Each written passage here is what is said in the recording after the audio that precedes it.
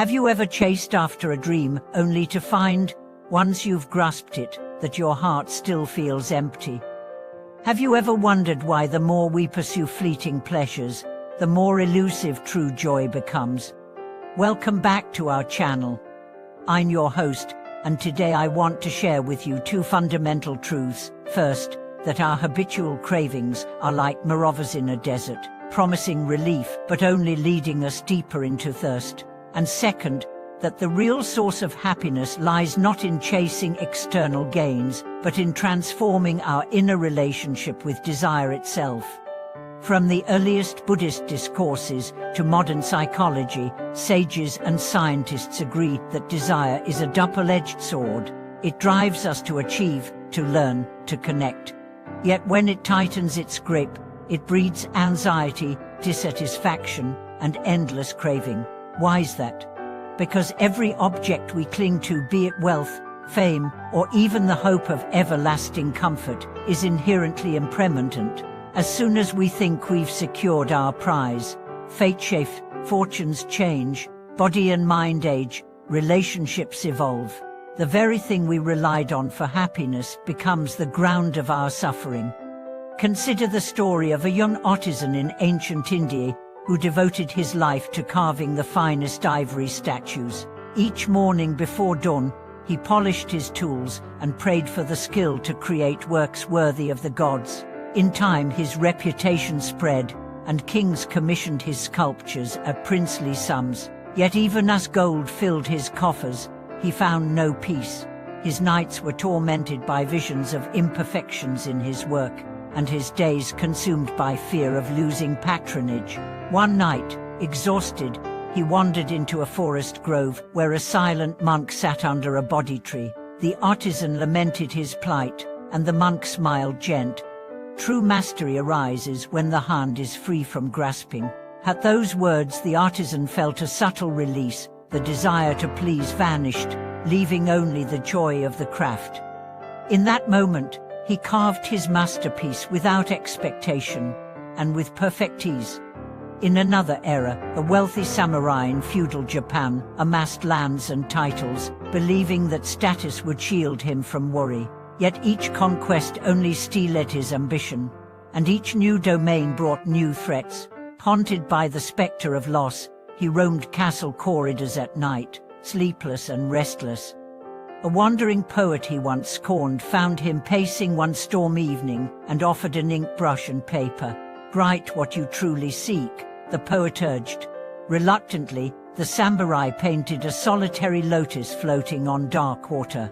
In its simplicity, he saw reflected his own longing for calm.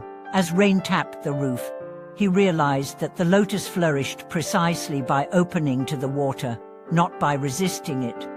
From that night on, he traded swords for poetry and found serenity in composing verses rather than collecting spoils.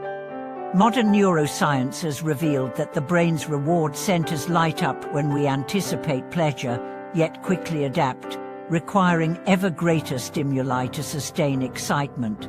This explains why a new purchase thrills us briefly before it slides into the background, prompting us to seek the next novelty. It's a trap of hedonic adaptation, chasing one desire after another, without ever arriving at lasting contentment. So how do we escape this cycle? First, by recognizing desire as a messenger rather than a tyrant. When we notice a craving arising, a thought of judgment, a hunger for praise, a yearning for comfort, we pause and explore its texture. Is it smooth or jagged? Does it tighten or soften the heart? By turning toward desire with mindfulness, we discover its underlying fear of emptiness, of loss, of insignificance. When we meet fear with openness instead of aversion, the craving loses its power to drive us compulsively. Second, we cultivate gratitude as a counterbalance to craving. Each morning, take a moment to acknowledge the simple given, the breath in your lungs, the support of friends, the warmth of sunlight. Gratitude is not wishful thinking, but a clear-eyed appreciation of what is already present. When we rest in gratitude, the impulse to grasp diminishes, for our awareness is already anchored in abundance rather than lack. Third, we practice letting go through deliberate generosity. Every time we give, whether time, attention, or material aid, we break the habit of hoarding. Generosity opens the heart, creating space where desire once festered. A small gesture, like listening fully to a friend's troubles or sharing a meal with a stranger, generates ripples of warmth that return to nourish our own sense of belonging. Across cultures and centuries, seekers have devised methods to weaken desire's hold. Renunciants don simple robes and alms bowls. Meditators sit in stillness, watching thoughts arise and dissolve. Poets weave verses on the impermanence of life. Yet none of these require grand gestures. Even in the bustle of urban life, we can practice mindful pauses, savoring the flavor of a meal, pausing to watch a child's laughter, breathing deeply before responding in conflict. In each pause lies the freedom to choose presence over pursuit. As you journey forward, remember that happiness is not a distant island to be discovered, but a river you navigate with awareness. The currents of desire will flow, but with skillful attention and compassionate intention, you can steer without being swept away. The truth of lasting joy resides in the heart that neither clings nor abandons, but rests in the simplicity of the present moment. In the marketplace of endless cravings, one seldom recognizes the subtle satisfaction that blooms from modest contentment. Imagine a teacher who begins each class by inviting students to pause and notice the sunlight dancing on their desks, or the gentle hum of voices in the hallway. In that brief acknowledgement, the room shifts, restless minds settle, and even brief appreciation of the ordinary becomes a balm for deeper longing. Over time, both teacher and pupils find that learning itself becomes a source of quiet joy, rather than mere steps toward an external reward. A friend of mine, a professional athlete, once confided that at the pinnacle of his career he felt an emptiness he could not name. Stadiums roared and endorsements poured in, yet he sensed no lasting pride or peace. On the verge of burnout, he took a sabbatical and traveled to a small village where sports were played simply for delight. There he joined children barefoot on a dusty field, chasing a tattered ball, not for trophies but for laughter. In that return to pure play, he glimpsed a truth that performance unleashed with the freedom of curiosity carries a far deeper fulfillment than success driven by fear of failure. Likewise, the architect who designs towering glass facades may find unexpected refuge in crafting a small clay vessel by hand. In the tactile immediacy of shaping earth, one rediscovers the intimate gift of creating without deadlines or critics. It is in that unhurried space where form slowly emerges under patient care that the mind rests. Each rotation of the wheel, each gentle press of fingers into malleable clay, teaches the refrain of impermanence. Every shape will dry, crack, and return to dust. Yet in embracing this truth, the potter smiles, grateful for the moment's fluid magic. Even romantic love can be freed from the trap of desire by shifting from possession to appreciation. When partners share a meal, rather than expect grand gestures or grand declarations, they can savor one another's company in small moments. The warmth of a hand on the back, the shared glance over steaming cups, the echo of laughter at a private joke. In letting go of demands of a perfect anniversaries or ideal partners, they find an alchemy in vulnerability, where mutual acceptance becomes the richest bond. Philosophers remind us that craving for certainty itself breeds suffering. We long for fixed outcomes in a world of flux. By welcoming uncertainty, seeing it not as threat but as invitation to creativity, we transform anxiety into wonder.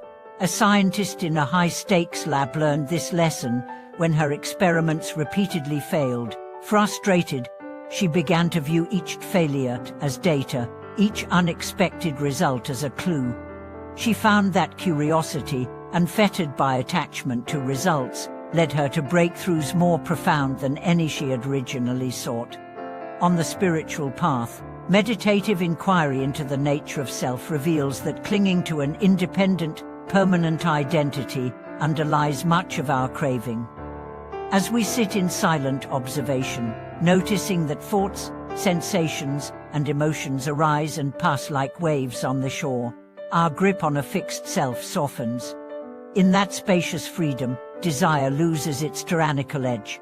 We still plan, we still dream, but we do so with the spacious awareness that even our aspirations are fluid, unfolding within the boundless field of awareness itself. Communities of practice often hold mindful consumption ceremonies, inviting participants to eat in complete silence, savoring each morsel with full attention. In this ritual, the simple act of chewing becomes a profound communion with the world, the sun and rain that grew the grain, the hands that harvested it, the alchemy of cooking. Through such immersive gratitude, one meal can awaken a lifetime of appreciation, dissolving the habitual rush to the next taste. As seasons cycle, we too can lean into nature's inherent teaching that life invites both flourishing and decay. In watching autumn leaves drift to the ground, one recognizes that letting go is an organic rhythm, not a negation of beauty. Each leaf that falls nurtures new growth in the soul, reminding us that release and renewal are inseparable. By aligning our inner pace with this pattern, allowing desires to rise, fulfill, and gently fade, we cultivate a serenity that no external achievement can match. Ultimately, the masterpiece of human living lies not in securing every pleasure, but in finding peace amid change.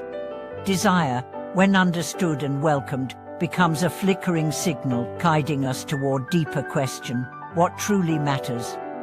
How do we cultivate heart and mind so that each breath is suffused with presence?